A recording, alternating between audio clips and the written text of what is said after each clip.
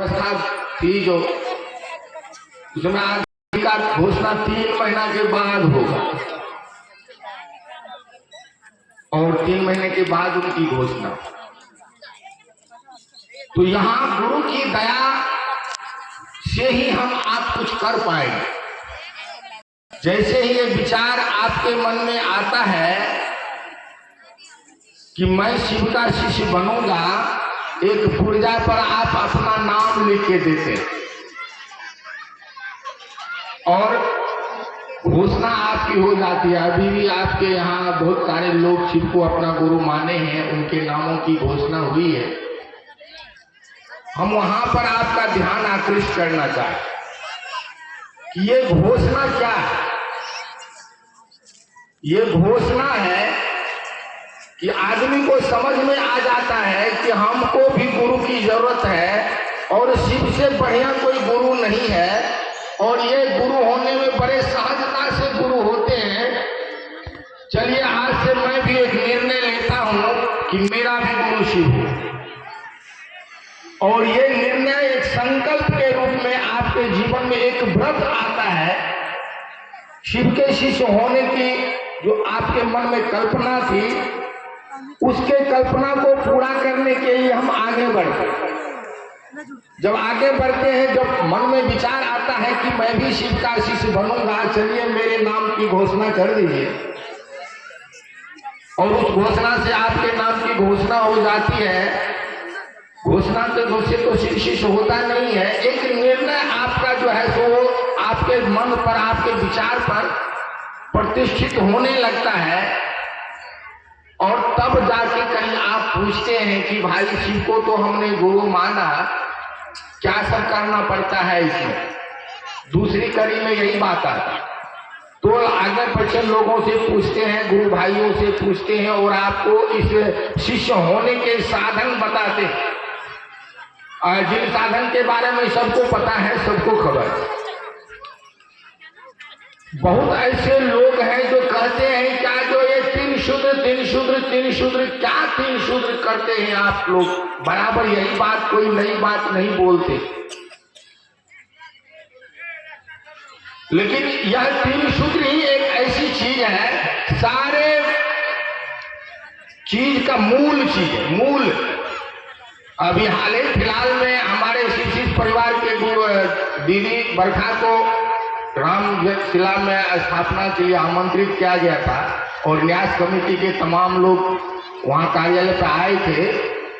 इससे क्या पता चला, अब लोगों के मन में आने लगा, लोग समझने लगे शिव शिष्यता को। अब जो कोई कॉन्शस ब्रेन इस बात को अब इसका ध्यान जा रहा है कि इतने लोग शिव को गुरु मान रहे हैं, आखिर क्या रहस्य है। जब 3 सूत्र का विश्लेषण उन्होंने किया हमारे साधुओं महात्माओं ने आज के,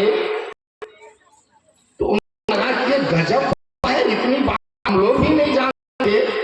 आज के इस परिवेश इंद्रानंद तो एक शिव ही है जिन्होंने इस आशा सूत्र को ला करके जनमानस को एक नई दिशा दी है, और ये भी हुआ है की दया से। और हम आप सुन रहे हैं, और बहुत गुरु भाइयों से भी आप लोग सुने हैं, आप देख लिया भी है नीचे में बैनर पर कि शिव शिष्य होने से होता क्या है। तो शिव शिष्य होने से जो होता है आपको भी खबर है। आवाम लोग इस बात को समझे कि एक शिव के शिष्य होकर व्यक्ति के सारे लौकिक पारलौकिक मनोरथ अपने आप सिद्ध होता है। इतनी बड़ी बात क्या बिना गुरु की दया से संभव है? इतनी बड़ी बात जो है, जो कोई आदमी के जीवन में उनके मन के सारे मनोरथ पूरे हो जाएं, एकमात्र शिव के गुरु मानने से क्या है, बिना गुरु की दया से संभव है क्या? बिना गुरु की दया से संभव। लोग मनोरथ की पूर्ति के लिए तो लोगों का गला भी काटने से नहीं चूकता है। क्या चूकता है? आदमी का गला भी काट देता है अपने लौकिक मनोरथ की पूर्ति के लिए। तो मजा जो आदमी को क्या हुआ, क्या कर रहा है आदमी को लूट कर घर भर रहा है आदमी देखो आज डर रहा है आदमी को क्या हुआ, क्या कर रहा है आदमी, और एक आवाज आई कि आइए, आप जो अपने मनोरथ के लिए इतने आपाधापी करते हैं, आइए शिव को गुरु मानिए। शिव को गुरु मानने के लिए आपको ये काम करना होगा जो आसानी से कर सकते हैं, कोई भी आदमी कर सकता है। खाली मन में ये शिष्य भाव होने की जरूरत है, जो मैं शिष्य होना चाहता हूं, ये भावना सजग हो। जिनके मन में ये विचार आ जाए कि काश मैं भी शिव का शिष्य बनूं, वो आदमी मात्र दया के सिवा क्या मांगेगा, उसके पास है ही क्या जो लेगा, या मांगेगा क्या मांगेगा। सरकार आप मेरे गुरु हैं, हम आपके चेला हैं, हम पर दया नहीं करिएगा। एक आह्लाद, एक मन के भावना अपने गुरु के चरण में संप्रेषित करना ही तो दया है। कि सरकार आप दया, बिना दया से तो कुछ होता ही नहीं है। हम जो 3 शूद्र भी हमसे नहीं होता है। आप दया नहीं करिएगा तो मेरे पास कुछ है ही नहीं आपको देने के लिए। आप मेरे गुरु हैं और हम आपके चेला हैं, मैं क्या दे सकता, मेरे पास है ही क्या। मात्र आपकी दया की जरूरत है मुझे। जैसे ये बात आत्मा के तल पर विकसित हो, अपने आप सुलझ जाएंगे। आपके जितने भी धागे उलझे हैं सारे सुलझ जाएंगे। खाली शिष्यता के भाव को अपने अंदर प्रेषित करके गुरु की दिशा में चलने का प्रयास करें कि मेरा गुरु शिव हो। भावना ये हो कि मैं शिव का शिष्य बनूं। ऐसी चर्चा में आने से या इतने माहौल को मेला बनाने से तो होगा नहीं। ये कार्यक्रम आप लोग सुने होइएगा, चर्चा में बोला जाता है कि यह पूर्णतः धर्म निरपेक्ष आध्यात्मिक आयोजन है। आध्यात्मिक आयोजन का मतलब होता है आत्मा के तल पर विकसित भावना को विकसित करना।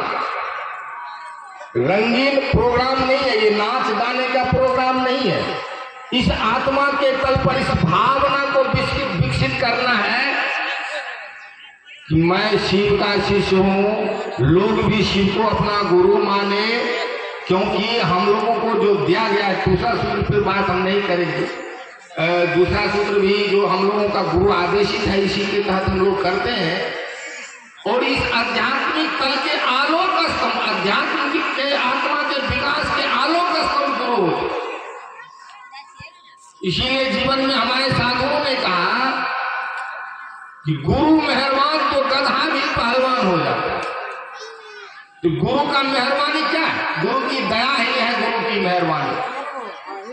और जैसे ही आप कोई भी किसी भी रुचि प्रवृत्ति के लोग, स्वभाव संस्कार के लोग अपने विचार को गुरु के चरण में संप्रेषित करते हैं, गुरु को याद करके उनसे विनती करते हैं, हे शिव आप मेरे गुरु हैं, मैं आपका शिष्य हूँ, मुझे शिष्य पर दया कर दीजिए। जैसे ही आपका मन इस बात को कहना शुरू करता है, आपके विचार, आपकी आत्मा या पुकार शुरू करती है, कहा गया कि शिव तो सभी जगह आपकी हर एक भावना को समझ जाए और तत्क्षण उनके जीवन में परिणाम आने लगते हैं, गुरु एक्टिव हो जाए। अब यहां से यात्रा शुरू होती है शिव के कामों का। जैसे ही आपकी दया भाव आर्द्रता में चली गई और गुरु आपके भावना को, आर्द्र भाव को समझ जाते हैं, तो गुरु वहां पर आपके जीवन में एक्टिव होते हैं, दया मांगते हैं। आप गुरु की चर्चा करना भी हो जाता है, आपके हो जाएगा। गुरु को प्रणाम करना भी हो जाएगा, क्योंकि आप गुरु करवा रहे हैं, आपको कुछ करना भी नहीं।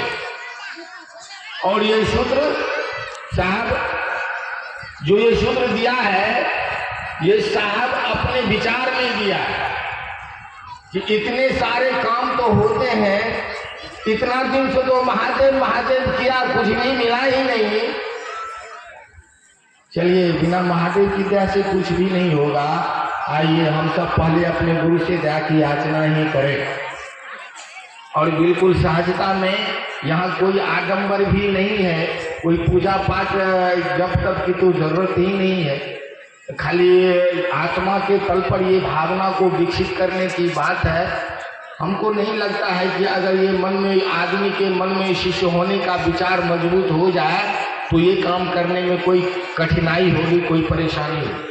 जब इतना ही करने से सब कुछ हो सकता है तो आइए शिव को दया की याचना करें हम आप। बिना गुरु से की दया से कुछ भी नहीं होता है। और कहा गया है, साहब कहते थे कि गुरु की दया ही वास्तविक दीक्षा है। वास्तविक, बिना गुरु की दया से दीक्षा का मतलब ही होता है जो ज्ञान का आविर्भाव होता है, ज्ञान का स्फुरन होता है और अंधकार अज्ञानता का नष्ट होता है। और ये भी इसको दीक्षा कहा गया है। और जब शिव की दया ही हो जाए तो इनसे बड़ा दीक्षा क्या हो जाए?